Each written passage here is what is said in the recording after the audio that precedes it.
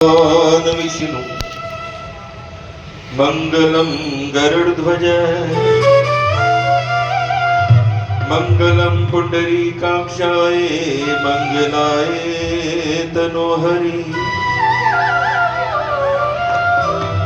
मेरी भवबाधा हरो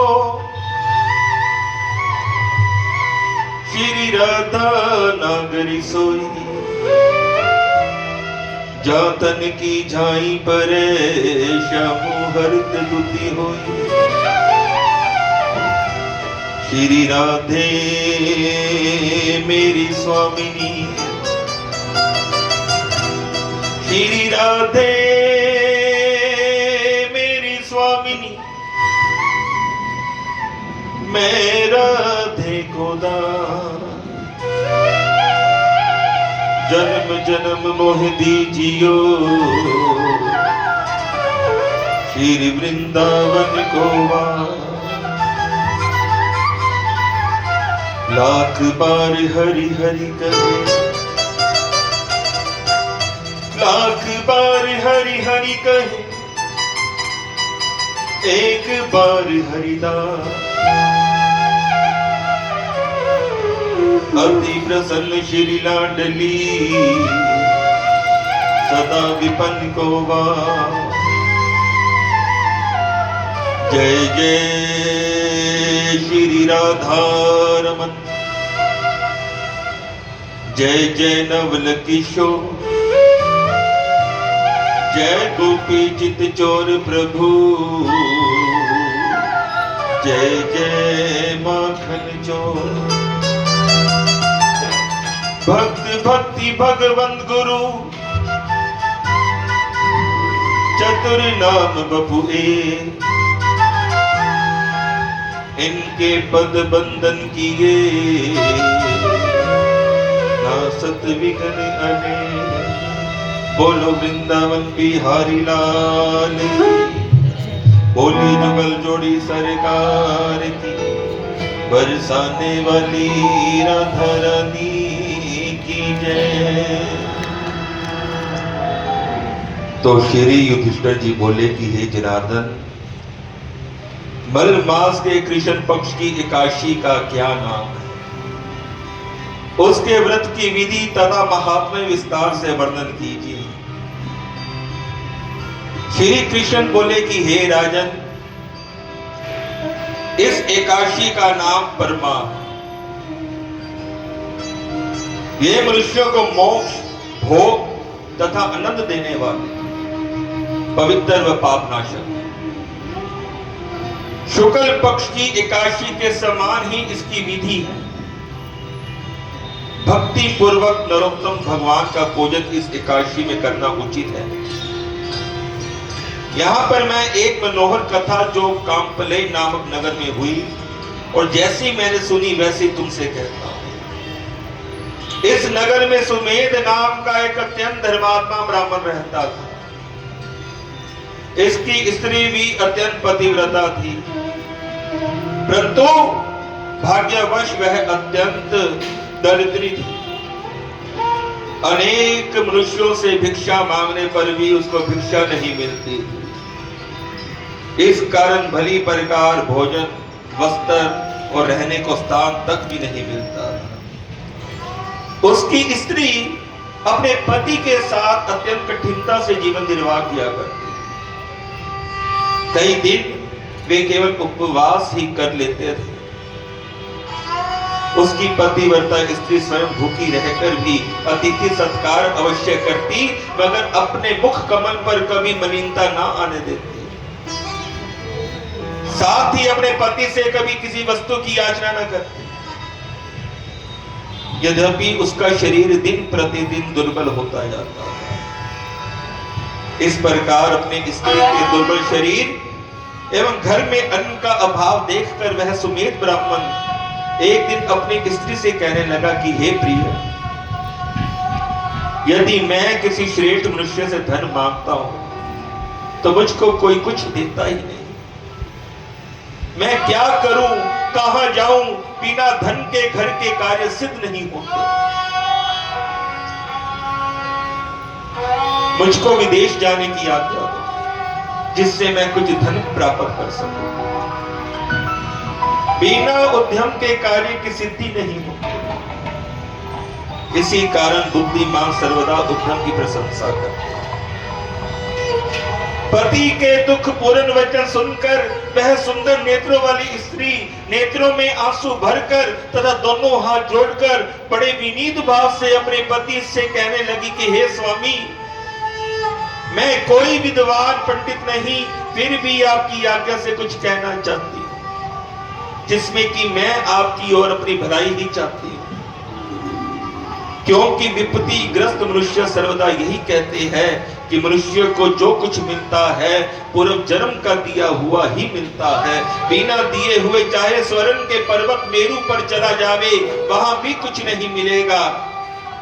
अपने पूर्व जन्मों में मनुष्य विद्या, धन या भूमि जो कुछ भी दान देता है, वही इस जन्म में पृथ्वी पर मिलता है। ब्रह्मा ने जो कुछ भाग्य में लिख दिया वह किसी जगह भी मिल सकता है, बिना दिए कुछ नहीं मिल सकता। स्वामी, मैं आपके बिना क्षण मात्र भी नहीं रह सकूंगी। माता पिता भाई बांधव सास ससुर और दूसरे कुटुंबी जन कोई भी आदर सत्कार नहीं करेगा। सब पतिहीन तथा भाग्यहीन कहकर निंदा करेंगे। अतः इसी जगह पर रहकर जो कुछ भी मिले उसी में सुख माने। अपनी स्त्री के ऐसे वचन सुनकर वह ब्राह्मण विदेश नहीं गया। एक समय मुनियों में श्रेष्ठ कौंडिन्य मुनि भाग्यवश वहां पर आ गए।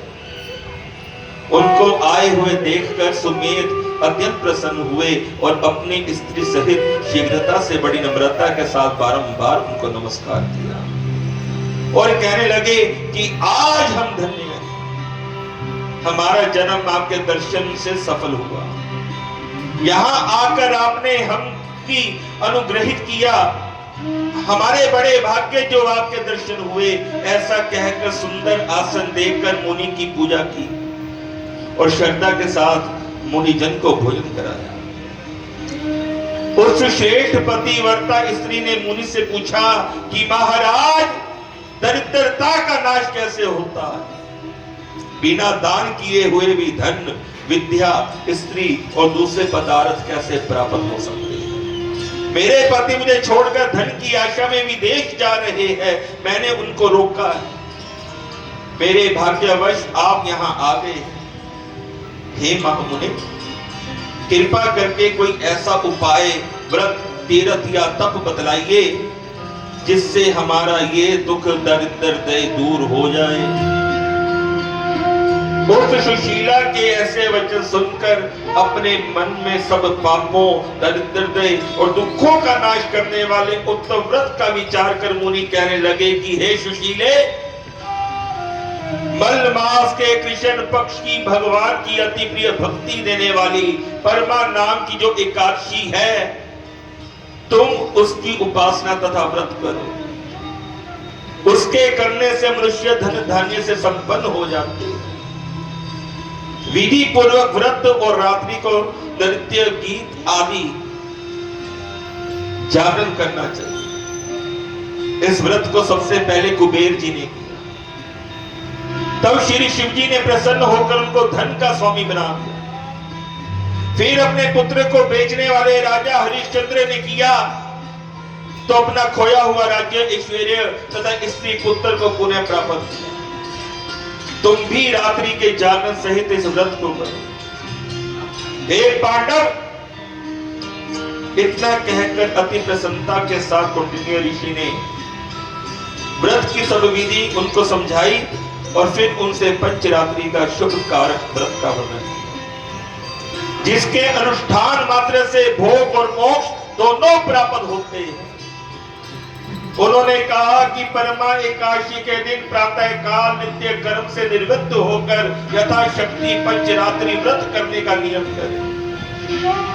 जो प्रातः काल स्नान करके 5 दिन पर्यंत निराहार रहता है, वह अपने माता पिता तथा स्त्री सहित विष्णु लोक को जाता है। जिसने 5 दिनों तक स्नान आदि करके विधि पूर्वक ब्राह्मण भोजन कराया, उसने देवता मनुष्य राक्षसों सहित सबको भोजन करा दिया। जो स्नान करके 5 दिन तक तिल से भरकर पात्र का दान करते हैं, वे समस्त सुखों को भोग कर सूर्य लोक में आनंद करते हैं। जो घी पात्र का दान करते हैं और ब्रह्मचार्य से रहते हैं, वे देवांगनाओं के सही स्वर्ग में आनंद करते हैं। कौंडिन्य ऋषि कहने लगी कि हे सुशीले, तुम भी अपने पति सहित इस व्रत को करो। इस व्रत के करने से अन्न और धन से युक्त होकर अंत में स्वर्ग को जाओगे। उस ब्रह्मानी ने कौंडिन्य ऋषि की बताई हुई विधि के अनुसार व्रत किया तथा 5 रात्रि के समापन होने पर परमा एकादशी का व्रत किया। इस व्रत के पूर्ण होते ही उस स्त्री ने एक राजकुमार को वहां आते देखा। राजकुमार ने ब्रह्मा की प्रेरणा से सब सुंदर वस्तु सहित नवीन ग्रह देकर उसमें उनका निवास कराया। तत्पश्चात उस राजकुमार ने 1 ग्राम उनकी जीविका के निमित्त दान दिया। मल्ल मास की कृष्ण पक्ष की परमा एकादशी का आदर सहित व्रत करने से वे समस्त पापों से मुक्त होकर विष्णु लोक हो गए। जो मनुष्य ये मानव देह प्राप्त करके भी मल्ल मास के एकादशी का व्रत नहीं करते, वे 84 लाख योनियों में भटकते रहते हैं, दुख पाते रहते हैं। मनुष्य देह अत्यंत दुर्लभ, बड़े पुण्य के प्रताप से मिलती है। कृष्ण भगवान द्वारा कहे हुए इस महात्म्य को सुनकर राजा युधिष्ठिर ने अपनी पत्नी तथा भाइयों सहित एकादशी के व्रत को किया और अनेक भोगों को भोग कर अंत समय में भगवान विष्णु के वैकुंठ लोक हो गए। सूत जी कहते हैं कि और भी जो कोई मनुष्य मन मास की एकादशी को विधि पूर्वक और श्रद्धा से 5 रात्रि व्रत करेगा, वह इंद्र के समान भोगों को भोग कर अंत में 3 लोकों में बंदित होकर विष्णु लोक को प्राप्त होगा। बोलिए विष्णु भगवान की